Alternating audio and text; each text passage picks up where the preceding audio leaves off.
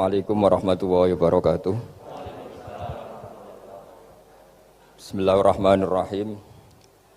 Tabarakalladzi nazzalal furqana ala 'abdihi liyakuna lil 'alamin nadhira. Allahumma shalli wa sallim ala habibika Mustafa Muhammadin wa ala alihi wa sahbihi asmain. Nama ba'du. Yang sangat kita hormati bersama ini ada Bapak Rektor, ada Bapak On, Bapak Rohidin, semua wakil rektor, semua yang ada di sini dan semua muhibbin, semua pecinta ngaji yang saya hormati. Meneruskan ngaji yang sempat tertunda sudah beberapa kali. Saya memang termasuk orang yang sangat menekuni ilmu seperti yang dikatakan Pak Fathul Wahid lagi. Dikatakan lagi berkali-kali bahwa memang penelitian itu saya berkali-kali bilang tidak harus orang-orang pinter banget sebetulnya, karena perangkat yang disediakan Allah ini juga menyediakan untuk orang-orang bodoh, dan itu hikmah terbesar dari Islam. Jadi Islam ini bisa difahami orang pinter juga oleh orang-orang yang nggak pinter. Saya punya kenangan tentang ilmu astronomi. Kita belajar falak itu jelimet, Pak Fathul Wahid, jelimet sekali. Ketika ada perdebatan misalnya awal Ramadan itu Ahad sama Senin, saya lagi misalnya Ahad, Minggu sama Senin. Karena kita ini di pesantren kalau bilang Minggu itu kadang dilarang, harus bilang Ahad. Apalagi kiainya Pak Fathul Wahid di Kudus, Kiai Turehan itu fanatik, itu nggak boleh orang bilang Minggu, harus bilang Ahad. Yang lucu itu ada seorang kiai yang sangat fanatik terhadap Islam, itu nggak mau kalendernya ditulis kenaikan wafat Isa Al-Masih. Karena keyakinan umat Islam bukan Isa yang wafat tapi Sibeh Isa. Itu di kalender Kudus kan wafatnya dalam kurung Sibeh Isa. Ya, yang menyerupai Isa. Jadi saking fanatiknya tetap menulis sesuai keyakinan. Saya teruskan. Orang kadang bilang begini, cara orang yang tidak mendalami ilmu. Sama-sama kiai, sama-sama ormas Islam kok beda awal Ramadan, sehingga jadi debat Ahad atau Minggu sama Senin. Saya punya mak-mak ya, kalau orang sepuh itu yang dulu ikut buyut saya. Jadi saya ini generasi kelima, itu orang itu muammar, ditakdir umurnya panjang. Itu bilang gini, Gus, sebetulnya untuk tahu kalender yang benar mana itu gampang katanya. Cari tanggal 15, nanti kelihatan siapa yang salah. Ternyata betul, kalau dihitung Ahad, nanti 15-nya misalnya jatuh hari apa, nanti kelihatan ternyata pas yang dikatakan 15 versi Ahad itu bulan belum purnama. Purnamanya itu di versi mereka yang tanggal 16, berarti bener mana? Yang Senin kan? Tapi yang versi Senin ternyata betul pas 15 pas purnama. Artinya apa? Allah menyediakan perangkat untuk menguji Senin apa Ahad dengan cara awam, yaitu nunggu tanggal 15. Artinya gini, kata siapa yang tahu itu hanya orang pinter gitu. Orang awam juga bisa tahu, karena agama ini milik bersama, ya milik orang pinter, milik yang tidak pinter.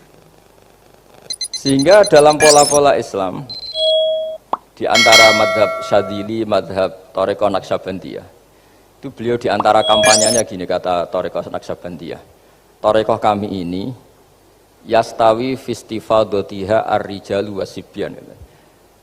Popularitas Thariqah saya mudahnya difahami ini antara orang pinter yang sudah dewasa sama anak-anak kecil ini sama. Kenapa demikian? Kalau dalam filosofi kebenaran itu ada pepatah fa innal haqqa adharu min syamsidz dhahirah. Kebenaran itu lebih jelas ketimbang matahari di siang hari. Sehingga mereka dengan mudahnya mensifati Allah misalnya az-zahir, zat yang begitu jelas. Kenapa Allah begitu jelas? Karena ulama dulu cara, kalau dalam bahasa pondok mensifati, menstatuskan. Alam raya ini maujud. Maujud itu ada. Di mana-mana sesuatu yang ada itu ya diciptakan oleh yang ada. Masa tidak ada kok menciptakan yang ada. Sehingga mereka tidak pernah tertarik sama faham komunis, ateis, bahwa alam ini dimulai dari ketiadaan. Pertanyaannya adalah bagaimana sesuatu yang tiada menyebabkan yang ada.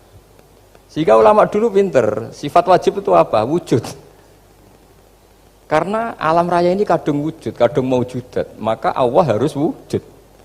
Berhubung wujudnya Allah itu wujud penyebab, harus kodim atau harus awal. Masa penyebab datangnya terlambat dulu yang jadi efek dari penyebab itu. Sehingga mereka dengan gampangnya mensifati Allah az-zahir, zat yang begitu jelas. Sehingga Imam Sibawayh ahli nahwu itu juga mengenali Allah lewat teori nahwu. Beliau bilang Allah itu siapa? Allahu a'raful ma'arif, zat yang paling mudah dikenali.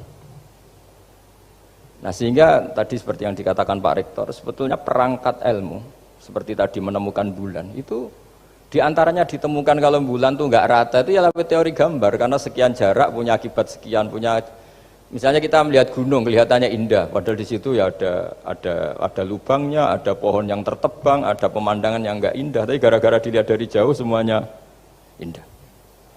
Maka disarankan orang yang baru gak suka istrinya terus melihat dari jauh, tinggal minggat lah kira-kira.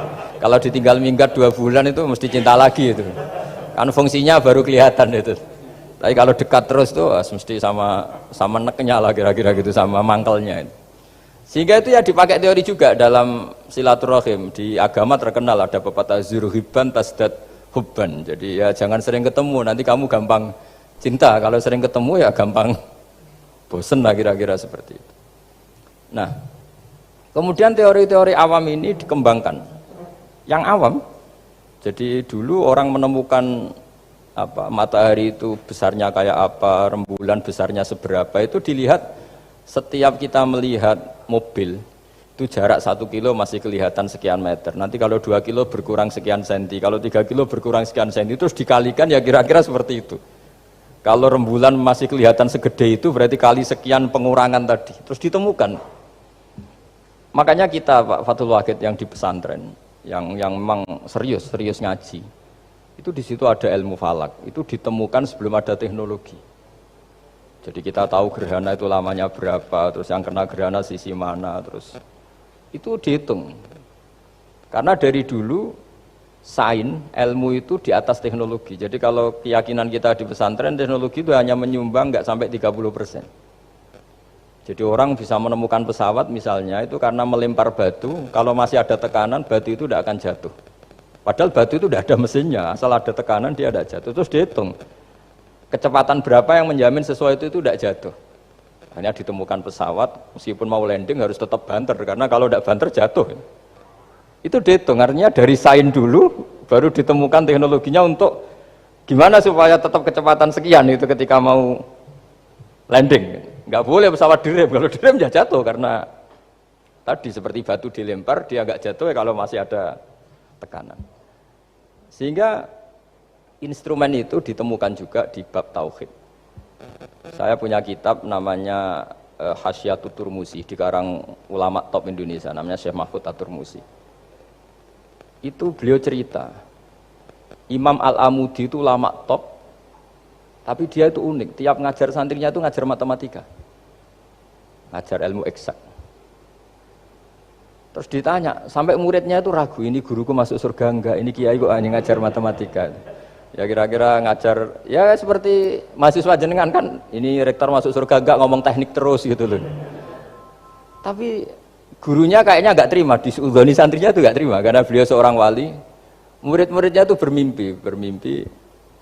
Ini penting saya ceritakan, mungkin agak aneh di dunia kampus ya, di bab ini. Kalau dalam teori kita, Pak On itu, mimpi sama nyata, melihat itu otoritatif mimpi. Ini yang agak aneh di ilmu pesantren.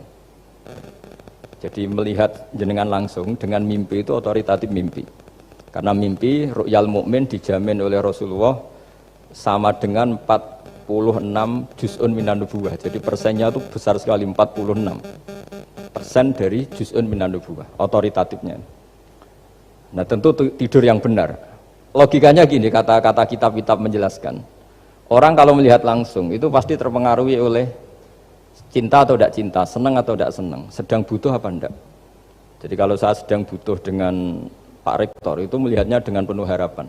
Jadi kalau saya sakit mau mati itu senang lihat dokter karena ini harapan, Rektor nggak ngefek gitu kan gitu. Tapi kalau saya politikus ngelihat ketua partai itu lebih respect ketimbang melihat dokter. Jadi gara-gara banyak kepentingan ini melihat itu nggak pernah jujur itu. Nggak pernah jujur. Jadi kebodohan manusia justru karena melihat itu kalau dalam teori kitab.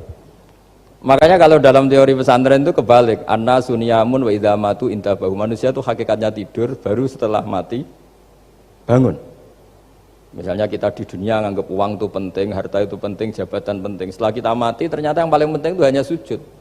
Karena kamu itu kenangan ketemu Allah terbaik itu sujud. Yang kita anggap penting di dunia semuanya tidak penting. Yang kita anggap sepele kayak sholat ternyata itu super penting. Tapi sadar itu nunggu nanti di akhirat.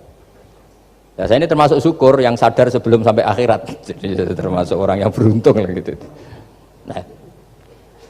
Nah, kenapa mimpi itu begitu penting? Karena tadi ketika orang tidur itu off semua, sistem sarafnya, sistem apanya. Yang ada hanya pengendalian Tuhan. Karena dia tidak bisa mengendalikan dirinya sendiri. Apalagi kalau tidurnya benar ya tentu pakai wudhu, terus pakai doa-doa, terus menghadap kayak mayit itulah, standar mayit itu menghadap ke kiblat kayak posisi mayit itu. Sehingga dia ada intervensi pada dirinya sendiri, ya tidak punya keinginan dari dirinya sendiri. Kamu kan nggak bisa ingin, wah tidur ingin ketemu wanita cantik kan tidak bisa nentukan gitu.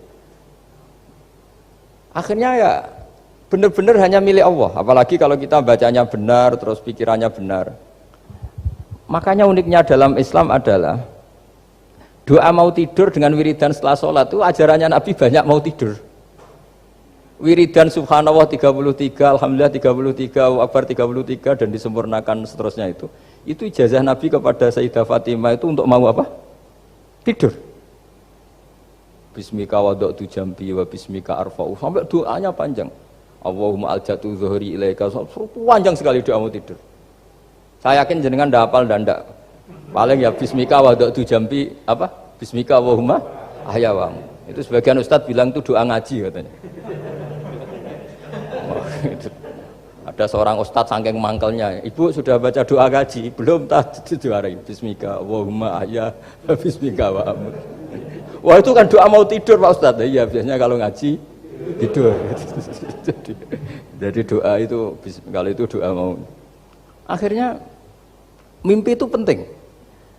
Karena di situ manusia nggak punya nafsu, nggak punya keinginan. Sehingga yang ada itu kata Nabi itu ada sittatun wa arba'una juz'an minan nubuwah. Sehingga dulu itu mimpi itu jadi sarana betul. Kita tahu kan cerita orang-orang dulu. Fir'aun itu kurang jahatnya, kurang kelirunya. Dia mimpi ada api dari Bani Israel yang membakar kerajaannya. Dan semua pentawilnya sepakat itu maksudnya Anda akan dihabisin kerajaan Anda oleh bayi dari Bani Israel. Begitu juga raja zaman Nabi Yusuf, itu mimpi kalau ngalami ada 7 sapi yang gendut dimakan oleh 7 sapi yang kurus. Jadi mimpi itu sarana bahkan dari orang kafir. Karena ya tadi yang preman ya enggak ada premannya, yang soleh ya enggak ada solehnya, semua dikendalikan oleh Allah Ta'ala pas tidur.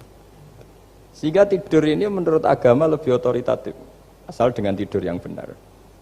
Jangan tidur sambil ngerokok terus terbangun karena ininya kena itu. Nah, cerita-cerita unik begini kalau tidak orang pesantren itu tidak tahu. Karena ini memang khas-khas pembalikan satu fakta yang diyakini orang banyak. Sehingga ulama dulu itu cerita, ini saya teruskan. Imam Amudi itu akhirnya murid-muridnya mimpi. Mimpi di situ tanya, Pak Ustadz, Anda masuk surga enggak ketika hidupnya hanya nerangkan matematika? Oh iya, saya bahkan enggak sekedar di surga. Malaikat dikumpulin Allah untuk mendengarkan presentasi saya ngajar matematika. Jadi kata dia cerita, Allah bilang gini ke malaikat, hei para malaikatku, kenapa kamu iman sama saya? Ya karena saya melihat engkau ya Allah, melihat kekuasaan engkau. Tapi imannya orang ini itu melebihi iman kamu. Wah ya tidak bisa, saya melihat engkau langsung, ini tidak melihat engkau langsung, kenapa begitu yakin seperti yakin kita? Oh iya. Terus Imam Amudi, silahkan ajari matematika. Imam Amudi mulai ngajari matematika. Terus beliau ngajari ya sederhana. Angka 2, 3 sampai ribuan sampai jutaan itu bin nisbat ilal wahid nisbatun wahidah, yaitu nisbatul far'i ilal asli. Hanya ngajar itu dok. Dunia ini apapun banyaknya variannya, apapun banyak makhluknya, itu semuanya adalah nisbatul far'i ilal asli. Angka 2 ya cabangnya 1, 1 juta ya cabangnya 1, semua itu dimulai dari 1. Jadi di mana-mana hitungan itu dimulai dari 1. Dan 1 ini harus ada, yaitu Tuhan. Matematika akhirnya malaikat, keren juga maksudnya. Keren juga maksudnya. Akhirnya Allah bilang, dan itu didawuhkan juga oleh Rasulullah SAW, tuba liman amana bi walam yaroni. Yang hebat itu imannya orang yang enggak melihat saya. Makanya masyhur itu, malaikat ditanya Allah, siapa imannya yang paling kuat? Ya kita, karena melihat engkau langsung ya Allah. Para nabi. Terus tapi yang dari sekian pertanyaan itu jawab sama, yang paling ajaib adalah umat-umat Muhammad di akhir zaman, enggak menangi nabinya, juga enggak pernah lihat surga neraka, tapi iman sama saya. Dan mereka punya cara untuk imannya itu berkualitas sama dengan kamu para malaikat. Ya diantaranya dengan cara logika tadi yang saya utarakan tadi. Am khuliqu min ghairi syai'in am humul khaliqun. Kalau alam raya ini wujud, maka penyebabnya harus sesuatu yang wujud. Masa sesuatu yang enggak wujud menyebabkan yang wujud. Kalau angka 10 ada, 1 juta ada, pasti dimulai angka 1. Makanya nisbatusnaini wal arba'ah ila ma la nihayatalaha, itu semuanya nisbatul far'i ilal asli. Semua angka berapapun jumlahnya itu nisbat ilal wahid adalah nisbatul far'i ilal asli. Itu cara-cara, makanya tadi kajian ilmu itu tidak ada habis-habis. Makanya perasaan saya itu kemungkinan orang Islam jadi ateis itu kecil, Pak Fatullah. Saya punya kitab, ini saya ulang lagi, kitab calon wali. Kenapa saya sering cerita wali? Kalau di kampus itu kan orang inginnya ya jadi dekan, jadi rektor atau jadi menteri lah kira-kira gitu. Kalau di pesantren orang itu cita-citanya satu, ingin jadi wali. Ya supaya majelis ini barokah, saya tidak perlu cerita dunia kampus. Kalau ceritakan corong Jawa nguyai segoro lah. Bongso keinginan gitu kan tidak selera saya, juga ada dunia saya. Supaya sampai dapat ilmu ya saya cerita dunia. Itu kitab, saya punya kitab calon wali lah kira-kira, atau wali sudah wali top, namanya kitab Tasbidul Fuad, karangannya Sayyid Abdul Haddad. Itu beliau cerita, di antara ceritanya itu unik. Kata beliau begini, saya itu tidak khawatir orang Islam jadi murtad, apalagi jadi ateis, karena kalimat la ilaha illallah itu sahlatun qoribah, kalimat yang mudah sekali, sehingga saya tidak khawatir orang Islam yang ketemu orang ateis, ketemu orang macam-macam, asal diajari kalimat ini secara benar. Terus beliau cerita, yang saya takut tuh mereka masalah perempuan dan harta, kalau iman kayaknya enggak. Singkat cerita yaitu di kitab seperti itu. Singkat cerita saya ketemu banyak orang yang kuliah di McGill atau kuliah di Amerika, di Jerman, mungkin di Norwegia, di mana-mana, di Australia, dan ketemu teman-teman yang di Korea Selatan juga. Mereka itu orang kebanyakan yang nyuwun sewu enggak keluarga kiai, tapi mereka enggak ada yang enggak tetap iman. Ketika saya tanya, kenapa Anda tetap iman? Padahal ada beberapa negara yang lebih stabil, lebih makmur dibanding negara yang mengklaim sebagai negara Islam. Itu cara berpikir ya sederhana. Enggak lah Gus, kayaknya kok Tuhan kok ada tanggal lahirnya? Enggak lah, kayaknya yang namanya Tuhan tuh ya awal lah. Masa pencipta langit bumi dituhani orang yang lahirnya di bumi, kayak enggak lah kayaknya. Jadi ya berpikir sederhana. Padahal ya kurang ajarnya Masya Allah. Anak ini ya dugem ya macam-macam, tapi kalau ditanya disuruh yang lain nggak mau dia. Enggak lah, kayak yang benar tetap Islam. Karena kalimat ini, yaitu tadi eksistensi Tuhan, tadi eksistensi Allah itu, la ilaha illallah itu kalimatun sahlah, kalimatun qoribah, kalimah yang begitu mudah difahami. Kenapa mudah difahami? Misalnya kita ngaji, Tuhan itu siapa? Yang menciptakan langit dan bumi. Dengan misalnya perbandingan Tuhan itu siapa? Yang lahir di bumi tahun sekian. Enak mana cara kita menerima itu? Kan keren yang menciptakan langit dan bumi. Tuhan itu siapa? Yang ada sebelum langit dan bumi. Dengan misalnya Tuhan adalah yang lahir di bumi. Keren mana? Nah, bayangkan kalau kita punya Tuhan Fir'aun. Sudah mati jadi tontonan kan, terus gak keren maksudnya punya Tuhan kok seperti itu. Nah ini yang katanya Syekh Abdul Haddad, kalimat ini sahlatun qoribah. Sehingga kalimat ini pula yang kita dilatih, la ilaha illallah kalimatu haqqin 'alaiha nahya wa 'alaiha namut wa 'alaiha nub'ats atau wa biha nub'atsu insyaallah taala minal aminin. Nah, saya sebetulnya tadi datang itu tidak ingin menjelaskan ini, tapi tadi kata Pak Fathul Wahid, ilmu itu kalau dikaji tambah hari tambah mudah, karena perangkat untuk menemukan bulan itu misalnya enggak rata itu gampang sekali. Pakai teori pemandangan ya bisa, pakai teori gambar juga bisa. Kalau teori pemandangan tadi, kalau kita bisa melihat mobil 2 meter masih kelihatan 2 meter, itu dengan jarak berapa masih orisinil seperti itu. Tambah jauh, tambah tidak kelihatan, tambah jauh, tambah. Nah ternyata setelah 5 kilo misalnya tidak kelihatan. Berarti untuk jumlah 2 meter hilang per 5 kilo. Nah berarti kalau bulan masih kelihatan segitu, berarti jarak kita dan bulan kira-kira sekian ribu kilo itu bisa dihitung, itu tanpa teknologi. Makanya sebetulnya teknologi itu nyumbang itu nggak sampai 30%, yang paling banyak ya sains tadi, pengetahuan itu yang kayak tadi orang menemukan pesawat, itu kontribusi terbesar tetap pengetahuan. Misalnya pesawat dari bahan ini kalau kecepatan sekian kena angin pecah enggak, tetap pengetahuan yang menopang itu. Teknologi kan paling mengantar supaya pesawat kecepatan sekian didorong mesin sekian dengan apa begitu. Nah, pesantren seperti kita ya, saya ini dididik Mbah Mun, dididik bapak saya, buyut-buyut saya, kiai.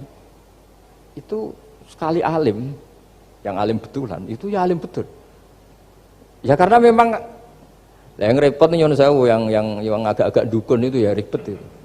Penting rambutnya gondrong, terus terkenal nggak pernah mandi, terus nanti ada orang tertentu tertarik minta doa, ini yang ribet ini, susah ini sertifikasinya susah ini karena. Tapi kalau kita ini di pesantren yang coro sertifikasinya jelas. Jadi berani jadi Gus harus bisa baca Mu'in gitu, berani jadi Kiai harus bisa baca Wahab. Aturan mainnya jelas kalau di ini. Yang repot tuh yang sebagian itu aturan mainnya tidak jelas. Terus promosinya itu pernah datangi menteri loh, pernah datangi, wah ya ribet kalau ukuran keren tuh didatangi apa? Menteri atau pejabat.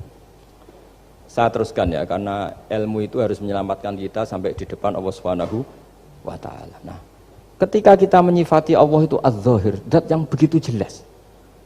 Itu kalau kita kan kok begitu jelas padahal nggak bisa dilihat, terus kita sendiri tidak pernah melihat. Tapi eksistensi Tuhan sebagai Tuhan, yaitu al-wajibil wujud, itu jelas sekali karena nggak mungkin suatu yang wujud diciptakan oleh yang tidak wujud.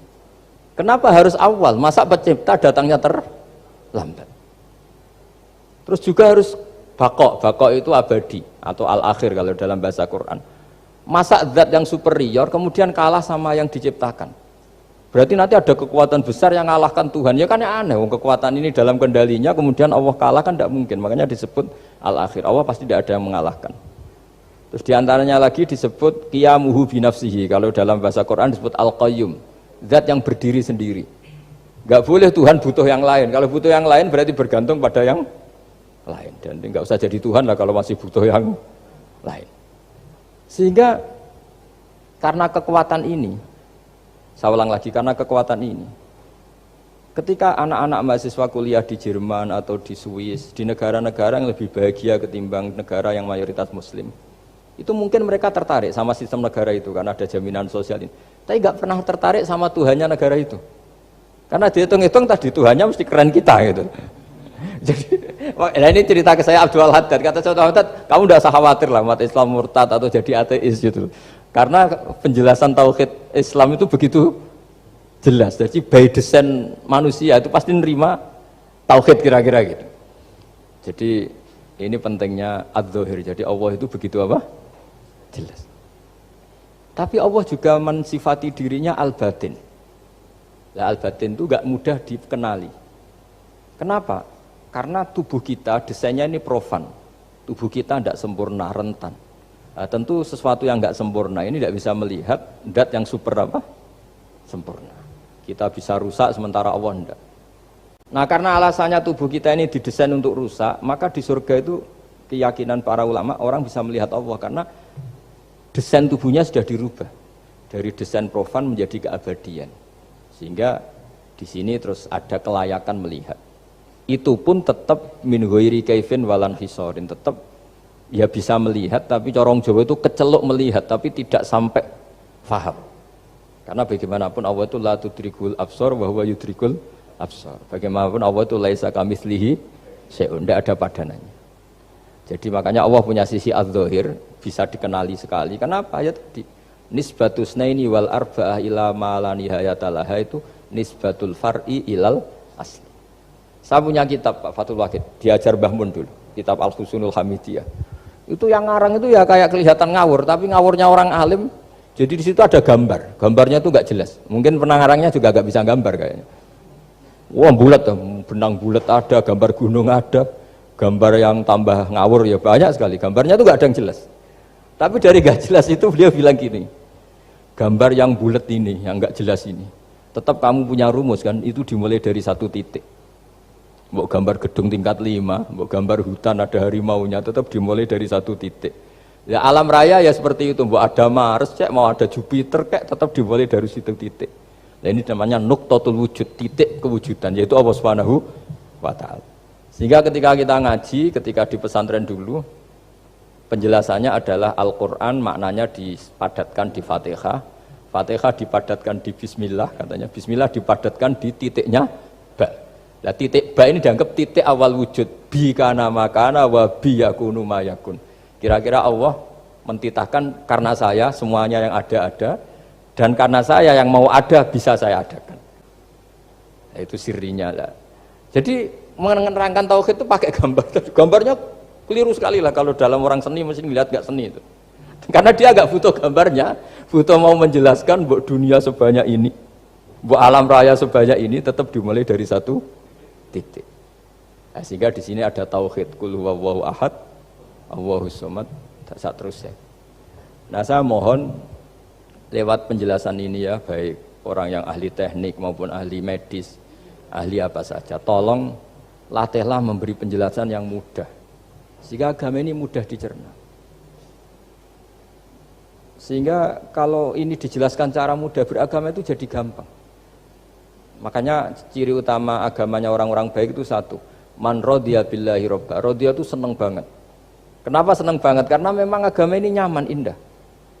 Jadi datang dengan kebenaran yang mudah dicerna.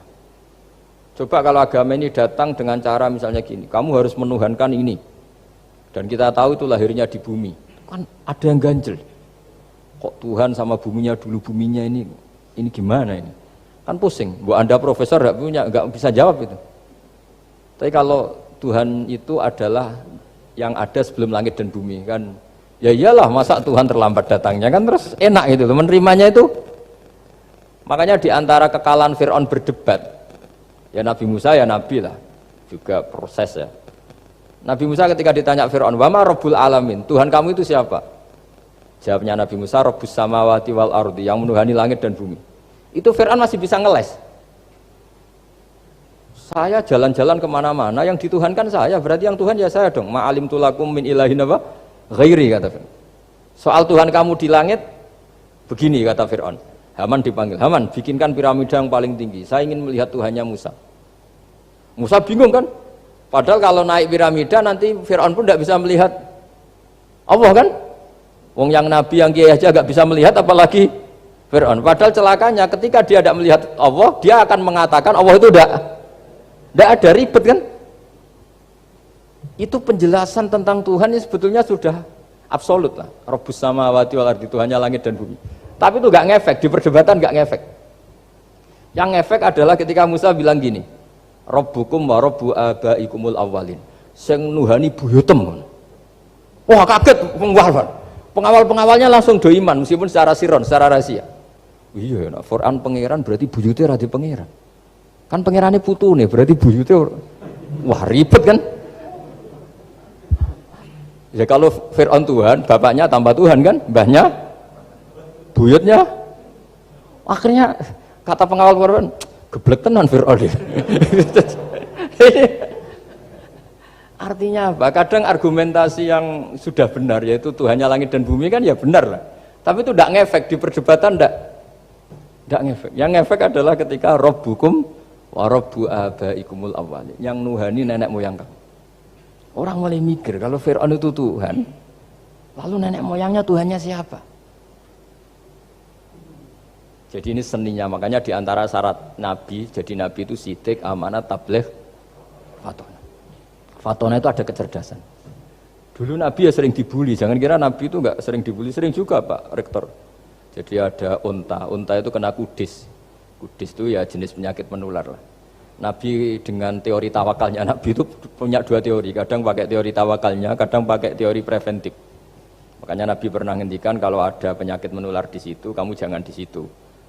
Itu pakai teori preventif. Tapi kadang Nabi pakai teori tawakal. Nabi menghentikan la adwa wala tiarota, tidak ada penyakit menular. Terus orang-orang yang ya usil lah kira-kira gitu, ada unta kena kudis, dijejerkan yang waras. Ternyata yang waras ikut kudisen lah, ikut sakit. Senang orang ini. Ya Rasulullah, ini saya jejerkan ternyata yang nggak tertular jadi tertular, padahal engkau bilang nggak ada penyakit menular. Nabi jawabnya lucu. Faman a'dal awwalah, kalau yang pertama ini tertular siapa? Dia dikira Nabi itu kalah karena melihat unta yang kedua. Ternyata Nabi enggak, ketika dipanggil ya Rasulullah ini unta agak gudikan, tak jejerkan yang kudisen, ternyata ikut kudisen. Berarti penyakit itu menular. Tapi Nabi jawabannya faman a'dal awal. Lalu yang kena penyakit pertama tertular oleh siapa? Wah itu asli dari Allah. Ya maksud saya seperti itu kata Nabi. Nah itu yang dikatakan fatona. Jadi Nabi itu harus punya sifat apa? Fatona. Karena dengan kecerdasan itu Nabi bisa berargumentasi. Kayak tadi, ketika Fir'aun dikatakan Allah yang menuhani langit dan bumi, Fir'aun masih mengklaim dia Tuhan. Karena di mana-mana dia dituhankan. Tapi ketika diingatkan bahwa kamu anak seorang manusia, punya bapak, punya kakek, punya buyut, punya canggah kalau bahasa Jawa. Lalu kalau kamu yang Tuhan, dan Tuhan dimulai Anda, lalu mbah-mbah kamu Tuhannya siapa? Gak bisa jawab kan? Akhirnya banyak punggawa yang saat itu iman. Jadi iman itu bisa menghunjam kepada siapa saja termasuk yang orang-orang topnya Fir'aun. Sehingga ketika Fir'aun rapat Musa harus dibunuh besok, tangkap besok. Sebagian mereka itu membocorkan informasi itu. Datang ke Musa, tadi malam kita ikut rapat, keputusannya ada dibunuh, maka larilah kamu. Itu barokahnya iman. Artinya ya karena logika Musa lebih masuk akal ya mereka lebih percaya sama Musa. Tapi gara-gara profesi ya tetap kerja lain yang mulai ribet tuh ya mulai ribet jadi makanya kamu jangan tanya kaifa hukmul mukmin sing yukhfi imanahu, bagaimana hukumnya orang mukmin yang menyembunyikan imannya demi aman. Ya tidak usah kamu jawab, kalau kamu jawab boleh ini kok kayak pecundang, kamu jawab haram pernah terjadi itu. Wa qala rajulun mu'minum min ali fir'auna yaktumu imana. Ya, ini khazanah ya, jadi saya mohon mengkaji Islam itu harus dengan sisi-sisi yang bisa difahami orang pinter juga orang bodoh. Kata Imam Ghazali banyak itu, karena hadatin itu harus difahami orang pinter juga orang bodoh. Terus contoh yang paling populer tentu sering saya utarakan masalah iddah. Iddahnya orang terceraikan itu 3 kali masa suci. Kalau menurut Abu Hanifah 3 kali masa haid. Orang pinter tahulah kalau perempuan sedang haid, menstruasi pasti sedang tidak hamil. Sehingga kalau dia sudah haid 3 kali ada kepastian tidak hamil. Kalau tidak hamil artinya apa? Nggak ada sperma dari zaut awal, suami pertama yang jadi anak dia. Padahal tujuan iddah adalah nanti kalau di hubungan suami istri sama suami kedua jelas anaknya suami kedua. Tapi kalau andai kan tidak ada iddah kan malam hubungan suami istri, pagi bentrok cerai, terus kawin. Kumpul suami istri lagi terus nanti anaknya itu anaknya siapa? Kan nggak jelas. Kalau sampean bisa klaim lewat DNA juga mungkin secara ilmu objektif Pak Rektor. Masalahnya juga bisa disuap kan? Saya sering dibantah orang-orang itu. Wah Gus DNA itu otoritatif karena gini-gini nggak mungkin bohong kamu. Ya DNA-nya nggak bohong, pegawainya bisa disuap kan? Kayak nggak tahu manusia apa nggak tahu Indonesia nggak tahu terus. Itu yang sensitif itu yang mulai wilayah sensitif itu. Kayak tahu manusia apa kayak tahu Indonesia? Manusia aja ya sudah. Berarti Anda sangat nasionalis. Jadi ribet kan? Maka dianjurkan ada iddah. Dengan iddah selesai berarti benar-benar perempuan ini baru atur rahmi, rahimnya steril dari unsur mani zaut awal. Dan kalau 3 kali masa suci itu artinya apa? Kira-kira 3 bulan. Kira-kira ya. Wal mutallaqatu yatarabbasna bi anfusina salah satu apa? Quru. Pertanyaannya kalau 3 bulan, andai kan tidak pakai teori ilmiah, menstruasi itu sudah teori ilmiah. Ada yang tanya ke saya, Gus kenapa harus sampai 3 kali, padahal menstruasi pertama pasti sudah ada hamil. Saya jawab, menstruasi pertama itu namanya keluar darah. Nggak ada jaminan kalau itu haid, bisa saja keluar darah karena kaget, karena kecelakaan, karena apa. Sehingga kalau misalnya perempuan diceraikan, Gus saya sudah haid. Yang jamin kalau itu haid siapa? Maksudnya keluar darah dengan makna tidak hamil. Bisa saja keluar darah kali ini faktor kaget ya atau faktor kecelakaan. Tapi kalau sampai 3 bulan karena per bulan haid sekali, itu meskipun haidnya keliru. Haid keliru itu misalnya sebetulnya itu enggak darah haid tapi darah penyakit istighathah. Kan tetap kelihatan, masa 3 bulan gak blending cara Jawa? Kan mesti bentuknya tubuh sudah rubah. Artinya kata ulama-ulama, agama ini gak bisa hanya mengacu ilmu. Kalau mengacu ilmu haid sekali sudah cukup. Tapi kenapa harus 3 kali? Karena 3 kali orang awam tahu semua kalau itu sedang hamil atau tidak hamil. 3 bulan dari dicerai kan kelihatan kalau hamil ya bentuk tubuhnya sudah rubah, kalau enggak. Intinya agama ini harus agama yang mudah difahami orang pinter, juga difahami orang yang tidak pinter. Kayak tadi bulan tadi, saya juga gak ngira kalau orang goblok jadi pinter itu. Jadi ini cerita ya, jadi supaya kita meskipun di lembaga kampus, di lembaga modern, jangan lupa tradisi-tradisi kebodohan ya diabadikan lah kira-kira itu, karena bodoh kadang ya penting. Makanya kalau cerita di dunia wali itu kacau, Anda boleh gak nerima cerita ini, tapi Anda harus percaya kalau kekuasaan Allah itu tidak terbatas. Kenapa orang Madura begitu mencintai kiai? Sebetulnya niatnya ya agak baik, tapi ya nggak baik tapi baik.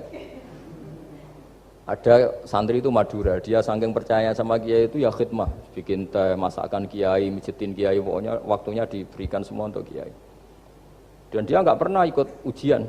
Apalagi ujian kelulusan disertasi dokter nggak pernah dia. Kalau sekolah nggak pernah ikut ujian. Sudah ya saya ridho jadi orang bodoh, sepenting ikut jenengan. Suatu saat orang ini mati, kiainya tuh pusing, waduh mati. Nah, ini di dalam alam mimpi itu, kamu boleh nggak percaya, nggak wajib percaya memang. Ini kan ada akidah, jadi tidak wajib percaya. Ditanya sama malaikat, Marabbuka, Tuhan kamu siapa? Jawabannya lucu, malaikat kamu itu gimana? Di mana-mana tanya sama orang pinter, orang bodoh kok kamu tanya? Pusing kan malaikatnya. Di mana-mana namanya tanya, itu ya sama orang pinter. Masa orang bodoh ditanya? Yang bener aja kamu. Makanya bodoh ini ya senjata. Makanya ini kita kalau pinter ya alhamdulillah, kalau bodoh ya alhamdulillah. Karena bodoh itu penting. Kalau negara ini tidak makmur, yang disalahkan mesti para rektor. Gunanya apa ada rektor kalau nggak solusi bagi bangsa ini? Orang bodoh pasti nggak disalahkan kan? Nanti kalau ada hisab, kenapa Indonesia carut marut? Yang dipanggil Allah itu menteri, rektor, pasti itu. Apa kontribusi Anda sebagai orang pinter, sebagai profesor, sebagai orang bodoh aman? Santai, nggak kena panggilan kan? Karena Anda harus bertanggung jawab. Akhirnya terus malaikat tanya, lalu yang pinter siapa? Yang di atas itu, kiainya yang nalkin itu, yang di atas itu. Walhasil kiainya itu karena wali itu dengar. Ya wele cung bodoh kok terus nganti wis mati. Bodoh kok kamu bawa sampai mati. Jadi kadang orang bodoh itu ya pinter tadi, malaikat tuh kamu tuh gimana? Di mana-mana tanya itu ya sama orang pinter. Orang bodoh kok kamu tanya. Ya ribet kan kalau sudah ketemu seperti itu. Nah, Nabi juga sering ngalami dialek sama orang bodoh. Kadang Nabi yang ngalah, kadang logikanya orang bodoh itu lebih gampang. Itu ada orang pencari dop itu semacam kayak biawak ya. Tapi tidak biawak, kayak semacam biawak. Itu ketemu Nabi, kamu tahu kalau saya ini Rasulullah? Tidak tahu ya. Ya kamu harus iman kalau saya ini Rasulullah. Hatta yu'mina laka hadad dop. Ya kalau hewan ini iman sama kamu ya saya iman. Ribet kan ukurannya itu. Waduh, untung Nabi betul. Terus Nabi tanya, Dop, kamu tahu kalau saya Rasulullah? Terus Dopnya saat itu bisa bicara, asyhadu annaka Rasulullah, terus baru iman. Imannya tanya, kenapa kamu iman sama Rasulullah? Hewan aja tahu kalau dia Nabi, apalagi manusia. Sehingga di masyhur itu di acara-acara kita kalau wadhabbu wal ghazalah yasyadani laka bir risalah itu wadhabbu wal ghazalah yasyadani laka bir risalah. Sehingga kekeliruan kita, saya sering ngomong di mana-mana, matur di mana-mana. Masyarakat Indonesia mayoritasnya tetap yang enggak pinter. Orang Islam mayoritas yang enggak pinter. Lalu orang enggak pinter ini diabaikan sehingga mereka enggak jadi energi yang luar biasa untuk mengawal Islam, untuk mengawal Indonesia. Itu keliru menurut saya. Menurut saya orang-orang yang nggak pinter pun tuh punya nurani. Zaman kita dijajah Belanda, itu tidak semua orang rektor, tidak semua orang profesor, tidak semua orang kiai, tidak semua orang alim. Mereka orang-orang yang nggak terpelajar, tapi tetap tahu caranya melawan apa? Belanda, melawan penjajah. Karena tadi manusia ini diciptakan itu sudah punya pengetahuan. Seperti mukadimah dibaca Pak Rektor, Iqra wa rabbukal akram alladzi 'allama bil qalam 'allamal insana ma lam ya'lam. Jadi bawaan manusia itu akan tahu untuk sesuatu yang perlu diketahui meskipun dia orang bodoh. Saya ulang lagi, meskipun mereka orang apa? Orang bodoh. Ya, di sini ini Islam datang yastawi fistifadatiha fistifadati syariah ar-rijalu wasibyan, bahwa ukuran kebenaran itu adalah siapapun mudah tahu. Bahwa angka 2, angka 3, angka 5 itu adalah far'ul wahid, cabang dari angka 1. Fal aslu huwal wahid, yang asli adalah angka 1. Dan 1 ini harus 1. 0, itu ditemukan untuk setelah ada angka 1, jangan keliru kamu. Tanpa ada angka 1 tidak ada 0, 0, ada gunanya kalau ada 01. Misalnya ada orang bilang, tapi kan ada 0,5, tetap saja harus ada angka 1, nggak bisa. Kamu bayangkan 0,5 kan karena ada 1. Artinya apa? Kamu bilang separuh dari 1. Tapi itu pun karena sudah ditemukan aljabar. Makanya kalau dalam matematika Arab, mungkin di sini banyak orang eksak. Kalau matematika Arab itu mudah sekali Pak. Orang Arab itu nggak mau bilang 2,5. Misalnya zakatnya tijarah itu 2,5. Itu kan kalau kita zaman SD kan garap porogapit. Itu orang Arab nggak mau. Saya pernah cepet-cepetan garap matematika, yang ahli matematika sama saya, itu cepet saya. Karena saya pakai matematika bodoh. Justru itu gampang. Kalau orang Arab cara berpikir gini, kalau bilang 2,5 itu rubu'ul usur. Apa? Rubul usur. Dari rubul usur gini, 1/4 dari 1/10. Jadi misalnya 100 1/10-nya berapa? 10. Setelah 10 1/4-nya berapa? 2,5. Jadi bertahap, rubul usur. Sehingga misalnya gitu, 1 juta kan angkanya nolnya kan 6. Kalau kamu porogapit 2,5 kan kuweselan kayak porogapit. Kalau orang Arab gampang, 1 juta 1/10-nya berapa? 100, 1/4-nya 25, berarti 2,5-nya 1 juta 25.000. Orang Arab bilangnya rubu'ul usur, 1/4 dari 1/10, jadi di 1/10-kan dulu baru di 1/4. Jadi lebih cepat. Sampai pakarnya tanya, Gus kok bisa gini? Wah, aku anak kiai ngawur. Saya ini, makanya banyak orang pesantren itu pintar matematika. Sebetulnya matematika yang model, ya sebenarnya kayak agak model bodoh itu. Tapi itu gampang, orang awam gampang. Kalau kita kan enggak, misalnya zakatnya zuru, zakatnya tanaman itu 1/10 atau 1/20. Kalau orang Arab enggak mau 1/10 atau 1/20. Berarti kalau 100 ton atau 100 pintal berarti berapa? 10 atau 5 kan? 1/10-nya 100 berapa? 10. Kalau 1/20-nya 5. Kalau hitung-hitungan di fikih zakat orang modern kan 1/10 atau 1/20. Kalau orang Arab nggak mau bilang gitu. Zakatnya zuru itu al-usur 1/10. Berarti per 100 ton misalnya 10. Atau nisful usur, separuh dari 1/10. Jadi nggak mau bilang 1/20. Usur atau nisful usur. Gampang mana coba? Ya kan, usurnya kan 10. Kalau nisful usur 5 atau 1/20.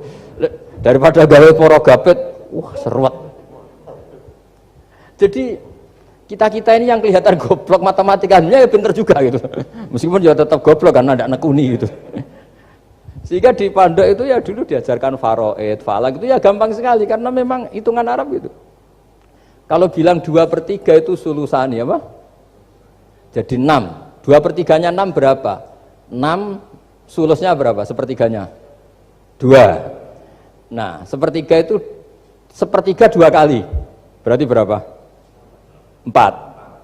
Ya, 6 itu 2/3-nya kan? Pokoknya bahasa Arabnya sulusan. Kalau orang terjemahnya berapa? Kalau orang 2 kali sepertiga apa? 2/3. Sulusan itu 2/3. Nah, itu kalau orang Arab bilang enggak 2/3, sulusani. Sepertiga 2 kali. Jadi 6 di sepertiga dulu 2. Nah 2 itu 2 kali. Berarti berapa? 4. Jadi itu. Nah Quran itu ya kira-kira gitu. Jadi kelihatannya goblok, tapi itu pinter itu. Yang porogabit kelihatannya pinter tapi tidak pinter. Ukuran orang pinter yang mempermudah yang sulit, jangan mempersulit yang mudah kan itu. Makanya saya bilang ini yang pinter yang mana itu. Nah, saya kembali lagi ke tadi. Jadi agama ini datang dengan sebegitu mudah. Sampai matematika yang katanya sulit itu matematika Islam itu mudah sekali karena tadi. Misalnya kalau 1 miliar zakatnya 2,5% berapa? Kan pusing kan? Tapi kalau kamu pakai teori rubul usur 1 miliar, usurnya 100 juta. Seperempatnya 25 juta. Berarti per 1 miliar. Gampang mana coba sama ngomong itu? Nanti ada yang nyeleduk gampang kalkulator Gus. Ya ribet lagi kan kalau kalkulatornya pas hilang. Atau pas dipakai anaknya belajar daring, ribet kan HP-nya. Jadi ini cerita ya. Jadi seperti yang dikatakan Pak Rekro tadi sebetulnya ciri utama ilmuwan atau ulama atau profesor atau doktor itu usahakanlah yang mudah itu, yang sulit itu menjadi apa? Mudah. Yuridu wa bikumul yusra wa la yuridu bikumul usra. Sehingga kata Imam Alamudi, dia menjadi wali besar itu justru karena belajar tauhid. Yang dari belajar matematika tadi, dari matematika dia tahu bahwa angka berapapun jumlahnya itu binisbat ilal wahid itu semuanya nisbatul far'i ilal asli. Semua itu cabang dari satu. Alam ini kayak apa besarnya, apa Mars, ada Jupiter, tetap semuanya nisbatnya ke Allah adalah nisbatul far'i ilal asli. Semua itu diciptakan oleh pokok yang satu, yaitu Allah Subhanahu wa ta'ala. Saya kira demikian. Assalamualaikum warahmatullahi wabarakatuh.